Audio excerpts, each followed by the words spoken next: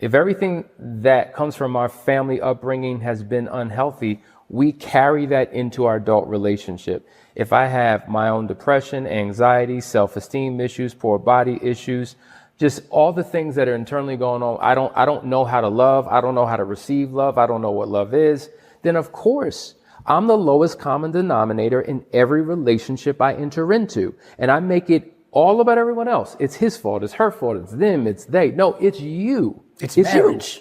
You.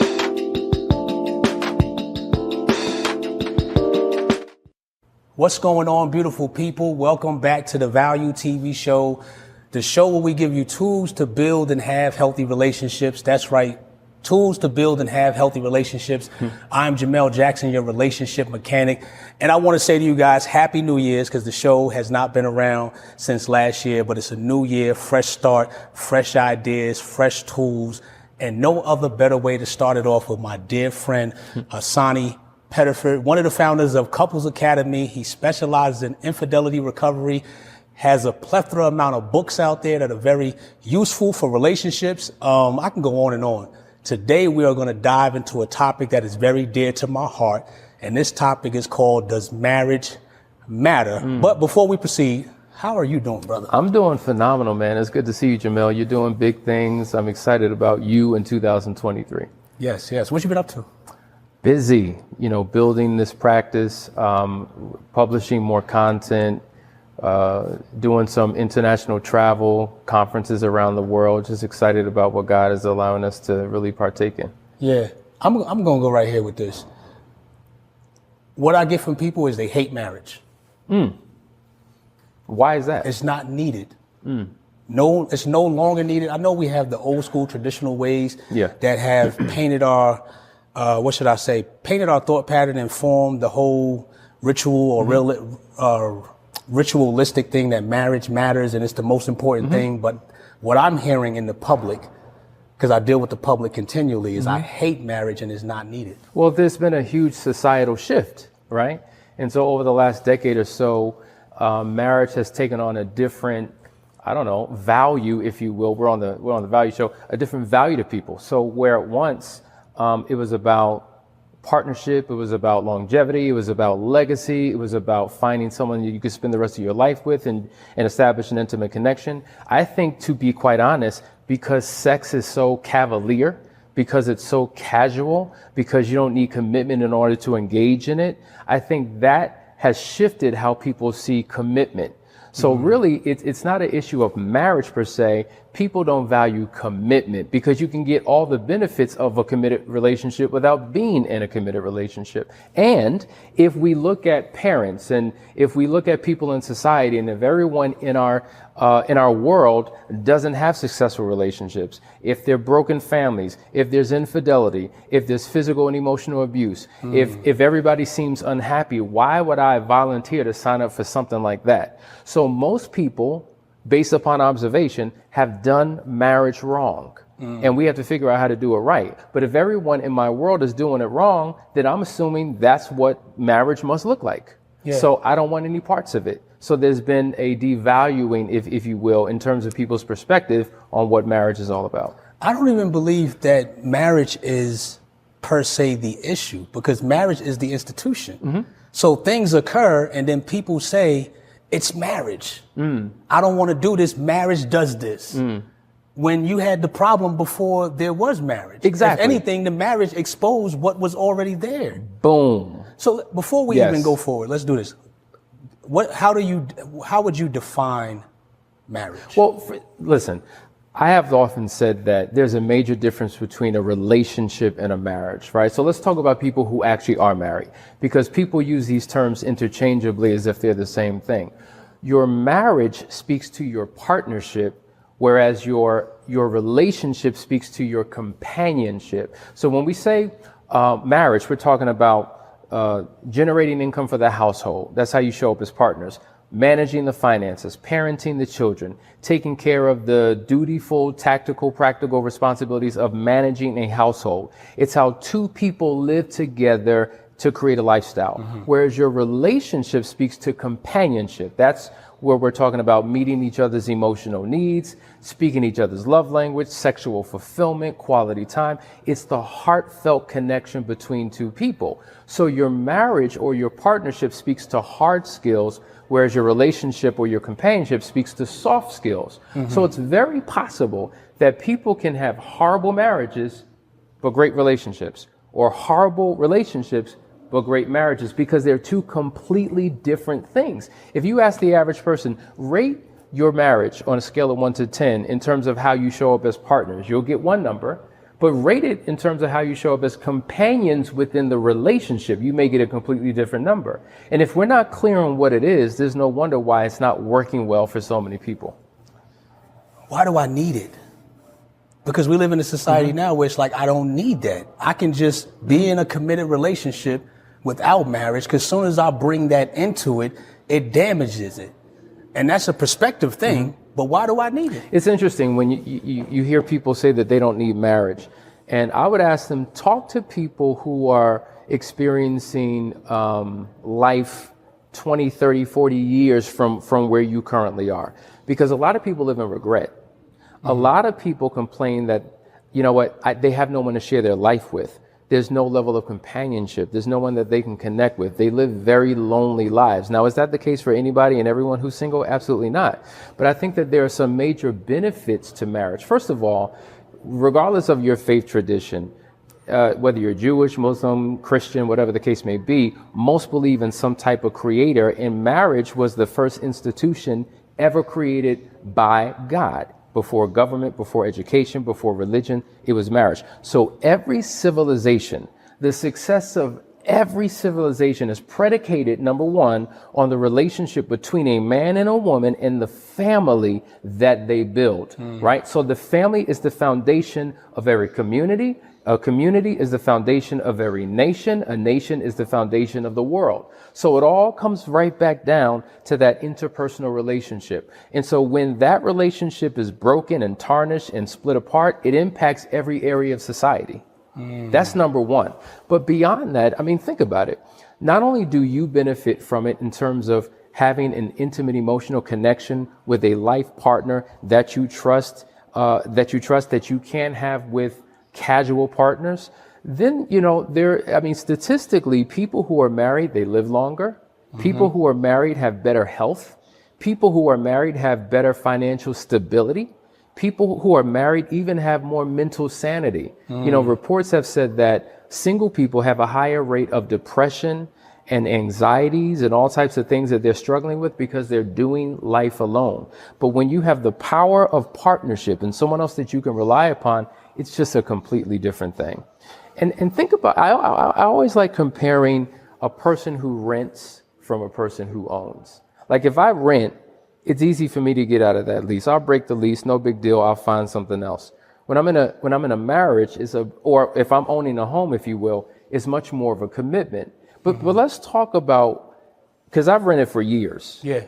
When I rented homes, there was a temporary type of feeling that I had. There wasn't a sense of stability that I had. But once I owned a home, there was a permanency. There was a settling. There was a different mental and emotional shift. And think about it. When you own something, don't you invest more into it because you know that there's a long-term benefit to your investment? But if I'm renting, I'm not painting those walls. I'm not adding a deck. I'm not doing all these things because I'm only going to be here for a couple of years. So I think from a commitment level, a longevity level, it's a completely different shift when you're just dating versus when you're married. So I had this image that came in my mind, right? When we're talking about this commitment in marriage, when a person goes, the guy, he goes to bend on his knee. You know, I think about the level of commitment it takes just to even do that. He's bending down on his knee, and then the woman's looking down at him. There's about to be, that's another level of exchanging commitment. Yeah. She's looking down like, not all women, but she's looking down like, this is the person that I got to spend the rest of my life with. And this decision is based on me saying yes or no. The guy's bending his knee asking her, will you marry me? Some men don't want to do that because they're looking up and saying, this is the person, this is it. Yeah. No other people. I can't see nobody else, can't have sex with nobody else, can't go be smiling or happy or laugh with anybody. This is it. So most people won't bend their knee, and most people standing up won't say yes. Do you see that? Oh, without a shadow of a doubt. I mean, it's a huge level of commitment that comes with I do. Is that what it is? I mean, there is. Is it the commitment level? So, for instance, as a man, the reason why, first of all, there's an incalculable number of reasons why some men may not want to marry. I think there's this assumption that most men are commitment phobes. Like they just are scared of commitment. There's a phenomenal book called The Myth of Male Power. And it talks about how so many men hate marriage because they hate divorce. Because if they've been married and are now divorced, they may still be legally and financially tied to people who hate them.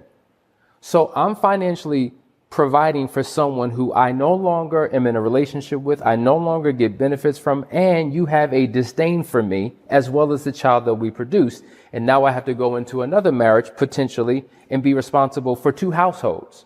So if they have a struggle with marriage, it's because the fear of divorce and what it's done to them. That's number one. But number two, a lot of men feel like I'm not ready yet financially. I'm still trying to figure myself out. I'm still trying to pay for my own lifestyle. And now I have to be responsible for yours, because at the end of the day, when a woman says I do, there's a name change. See, marriage is a name to name transaction.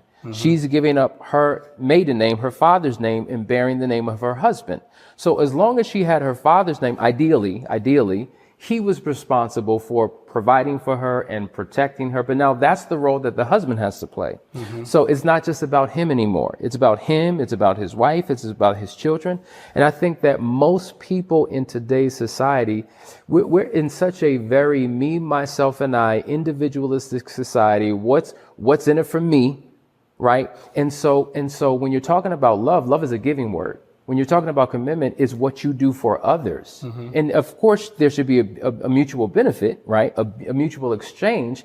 But it's more about giving, knowing that there's a law of reciprocity that says, as you give, you will receive. Yeah. And so I just think that most people don't truly understand what marriage is, the responsibilities of marriage, the levels of commitment, the expectations, and then the benefits. I always say this, and I'm going to continue to say this. A lot of us like the idea of relationships, but we don't like the commitment, the work, the responsibility that it takes to have that relationship. A lot of men, let's address the men, because I experience a lot of women dealing with this. When they say, I don't want to be married, I seen this happen with another marriage, or my dad or my uncle or my aunt, whoever in the family member. So their perspective is distorted. There's wounds that they're dealing with. They work hard at everything else, though. Yes. I work hard to have a successful business. Yes. I work hard to have a successful education. I'm working hard in all these other areas. But when it comes to this woman that I'm with, or I have been with for however amount of months or years, I don't want that work. So number one, proximity is power. So as I said earlier, if you're in close proximity of individuals who've been in relationships that did not work, and that's the only thing that you're exposed to, then that's all you know. So your limited experience becomes your reality, and it's true for the world. And that's why we have to be intentional about connecting ourselves with other people who are doing life better than us. You know, we talk about the law of 33. Like 33% of the people in your life should be lower than you, because you should inspire them and should be pulling them up. 33% of the people in your life should be your positive reinforcing peers, because you're moving in a positive direction. But then 33% of the people in your life should be 10x where you are. Those are the ones that inspire you to become your best self. And I think that if we were more exposed to people who 10x'd us in relationships, in finances, in business, in all areas of life, we would see another reality and not be so soaked and saturated with a mindset that says it can't work because no one in my circumference has done it well. So I think that's the first piece, exposure. I tell people all the time who have gotten married, who are going through struggles, or I ask them the question, well, have you gone to premarital? Have you read a book? Have you gone to a seminar? Have you done a class? Have you done anything to invest in your relationship to figure out how it can work? And most people will tell you, no, we haven't. Because for most people, they make decisions on who they wed based upon physical attraction and emotional desirability. So if you look good and you make me feel good, then it's all good. Let's walk down this aisle. But that is not setting you up for a long-term, mutually beneficial, long-lasting relationships, because at the end of the day, you're going to look different in a couple of years. Have a couple babies, live life. Physically, you're going to change. So it's about the inner man. It's about the character, the integrity, the spirit, the heart of a person, those qualities that are critically important. And people aren't taking the time. Listen, if you can't do a relationship right, you certainly can't do a marriage right. You see, who you are before you say I do is an indication of who you're going to be once you say I do. It's not like you go through a metamorphosis and a transformation in the I do and turn out a completely different person. And so either people are ignoring who they're really with, they see all the red flags and they ignore it because they want to race to get married, right? Or people are so discouraged by what they see, they figure, what's the point? Because it's not going to work out anyway. So there's just it's a mindset shift. Marriage is mindset at the end of the day. You said two things I want to touch on. One, you said who you are, and then before that, you said the word exposure. The who you are part, it brings me back to a conversation I was having with my wife when I made that comment. Most people like the idea of a relationship, don't like the commitment, work, and responsibility. But she said, before even a relationship with somebody else, do you like the relationship with yourself? Yes. Are you Yes. Are you having work, responsibility, and effort in your own development? Right. So when you said that who you are, that's what that brought to my mind. Do you even know who you are? What are your aspirations? Right. What are the things you like, the things you don't like, before you enter into a committed relationship with somebody and even explore the idea of marriage? Yes. And be exposed to that. Because like you said, that word exposure, the things you were exposed to, if they were just from a limited perspective, and you also don't know who you are, right? Now you're bringing that to a person that may have an identity. They may know their identity, but you're bringing this, I don't know who I am, and this poor wounded exposure to this thing and say, let's do commitment. So in essence, there's three relationships we have: the vertical relationship with God, the internal relationship with ourselves, and then the horizontal relationship with our partner. And, if you don't have a healthy relationship with another person, it's not always the person you're with. We point the finger and don't realize that there are 1, 2, 3 fingers pointing right back at us. And to your point, that relationship with ourselves, if we come from a family marinade, because we all have been marinated in something, in brokenness, in abuse. If everything that comes from our family upbringing has been unhealthy, we carry that into our adult relationship. If I have my own depression, anxiety, self-esteem issues, poor body issues, just all the things that are internally going on, I don't know how to love, I don't know how to receive love, I don't know what love is, then of course, I'm the lowest common denominator in every relationship I enter into. And I make it all about everyone else. It's his fault, it's her fault, it's them, it's they. No, it's you. It's marriage. It's marriage, right? And marriage, no. Marriage is perfect, but marriage is comprised of imperfect people. This is why we say that the greatest trait, the sexiest trait on a person is their commitment to personal growth and development. That's what it is. It's not what you do to your outer man, but what you continue to do to your inner man. It's not about what you have on your head. It's about what you have in your head. See, that's what matters. And when people are committed to that process, then they can have a marriage that far exceeds anything that they could even imagine. Yeah, I always say we're all broken in some area, Yes. some shape, form, or fashion. We're all broken. But my thing is, if you're willing to do something about your brokenness, then we can ride. Absolutely. Because there's always going to be an area in each individual that needs improvement, that needs fixing. And this is why we say true coaching, if you will, is a lifelong process. It's interesting because we work with couples all the time. So the first question that we're asked is, so how many sessions do we have to do? And my thing is like, how could I tell you how many sessions you're going to need? To be honest, it's a lifelong journey. You never reach your fullest potential, and you never know what your potential is until you're dead, right? Yes. right? So there's always areas in every part of your being to grow and develop and to make a quantum leap to get to the next level. And when people are committed to that, and you have two willing participants engaged in a relationship and they're both committed to becoming better, what more can you ask for? That means over the course of time, it's not the law of diminishing returns. The relationship gets worse over time. It gets better. You know, just like wine ages and gets better over time, a marriage can as well if you understand how to live your life the right way. So what do we say? What do we say to, I want to speak to the woman first and then we'll talk to the man. What do we say to the woman that's in that position? They're with a guy. The relationship is a committed relationship. We've been together year, 2 years, 5 years, 6 years, 10 years. He's not trying to marry me. We talked about marriage and he just keeps telling me next year or 2 years from now, wait till I finish this. What word of wisdom or tool or advice will we give that person? Leave. Or these individuals? Leave. This is what I say. Leave. Like at the end of the day, if you're in a relationship for 5 years, 10 years, and you want to take it to the next level. First of all, let's talk about this. You have the dating season, you have committed courtship, you have engagement, you have marriage. Those are the 4 seasons of a successful relationship. If you're in any season too long, then it's going to have a negative impact on your relational dynamic. Now, can we put a specific number to it? Can we say, well, you have to be in each season for 6 months, 3 months, 1 year? I don't want to do that, because that can cause problems as well. But, just using an analogy, if you pick a fruit from a tree too soon, it's not ripe. It's bitter. You eat it. It's bitter. It's hard. If you pull it too late, now it's rotten. It's spoiled. You see, so timing has a lot to do with it. And so there should be a natural progression from one season to the next.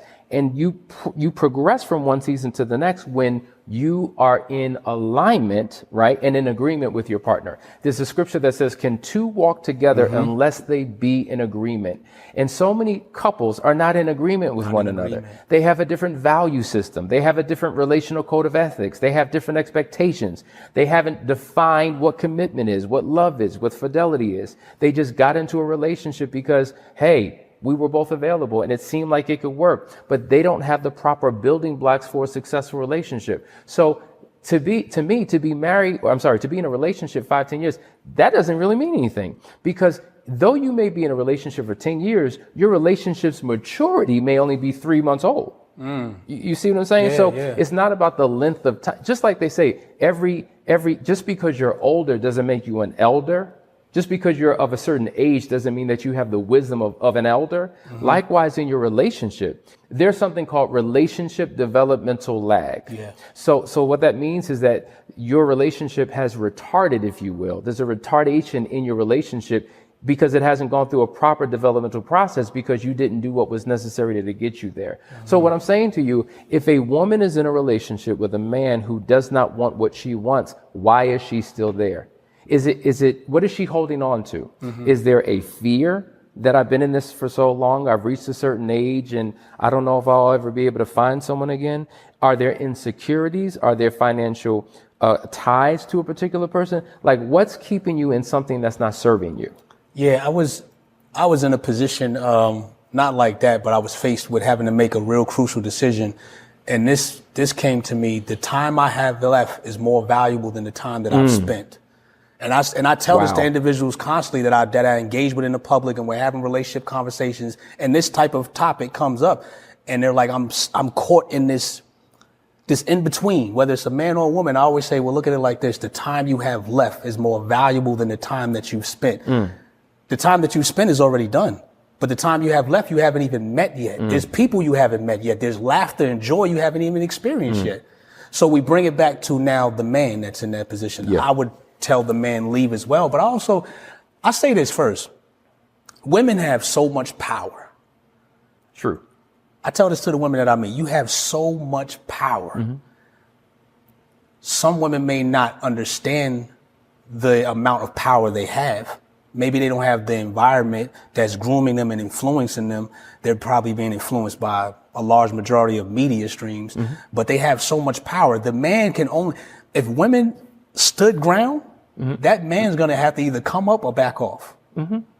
So what do we tell the man? I just want to put that point out there real quick. What do we tell the man in regards to what? Why, he's in that position. Oh, same thing. Leave. Just leave. Leave. Because at the end of the day, you're wasting your time. You're wasting your years.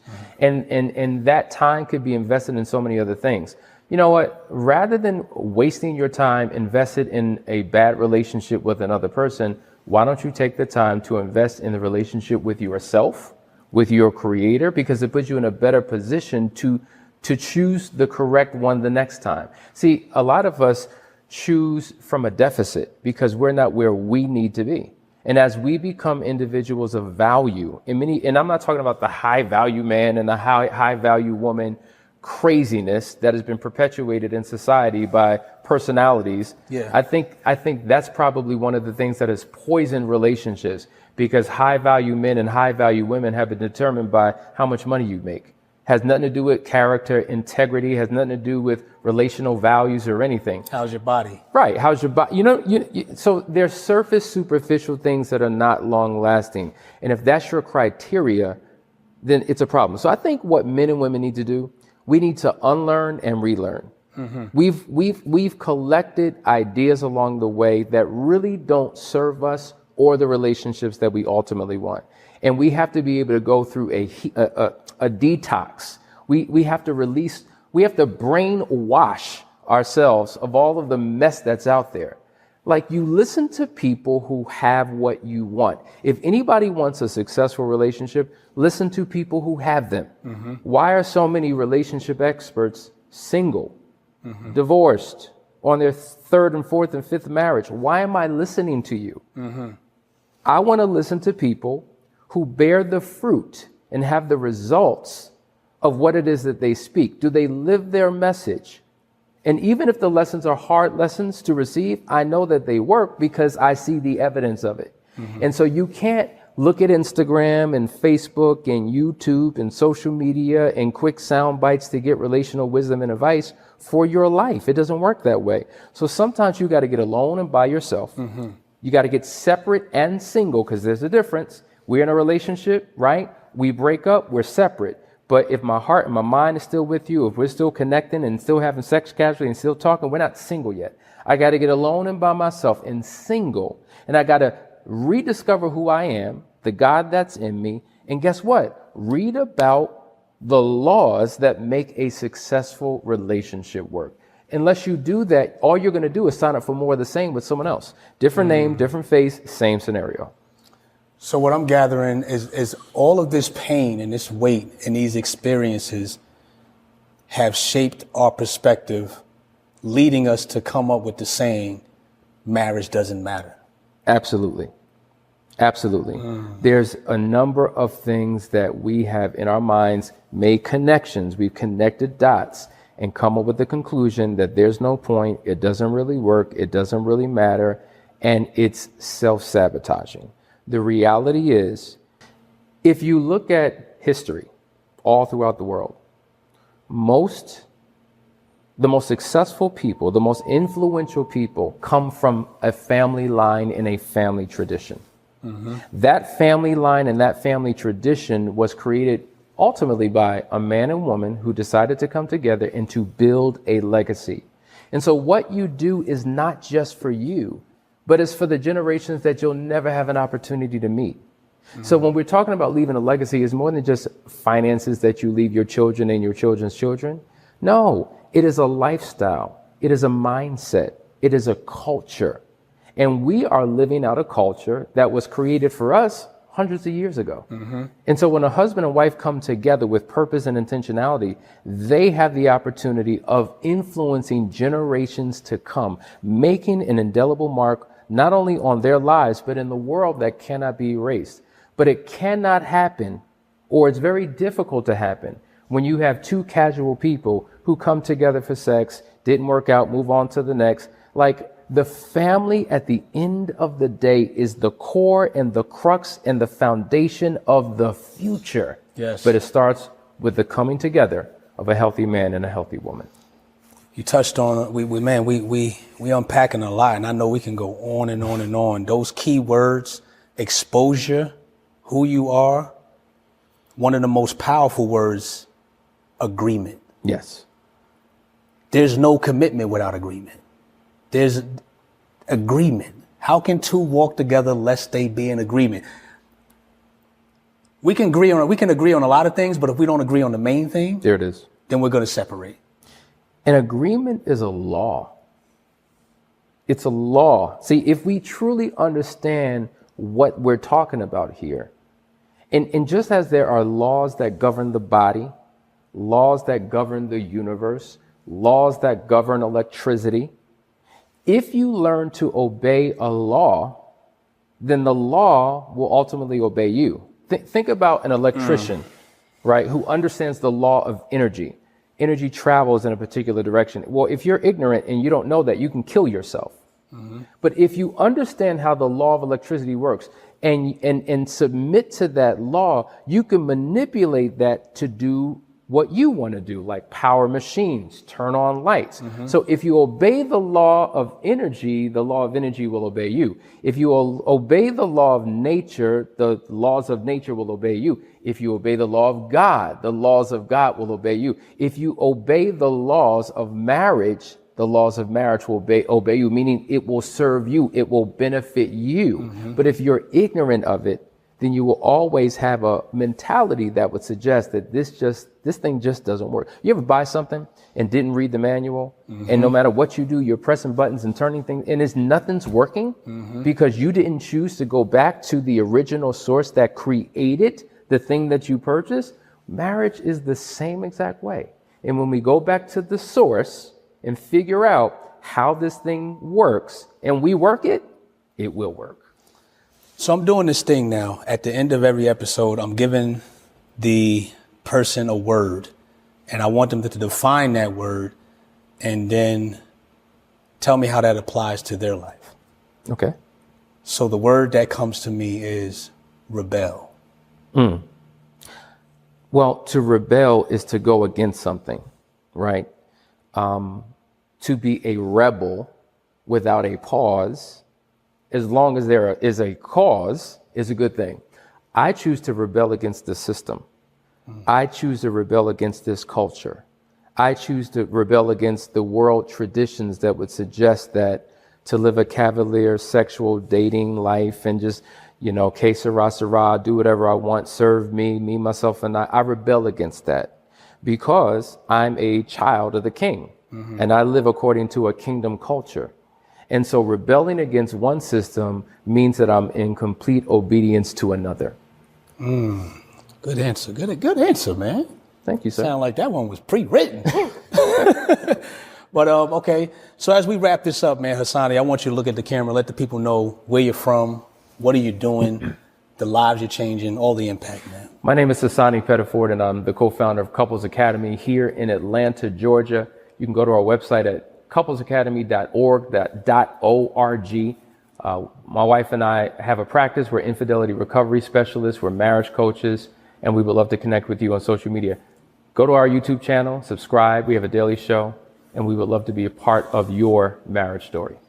And listen, if you're single, dating, married, and you're looking for tools to build and have a healthy relationship, tune into the Value TV show. I'm Jamel Jackson, your relationship mechanic. We're over and out.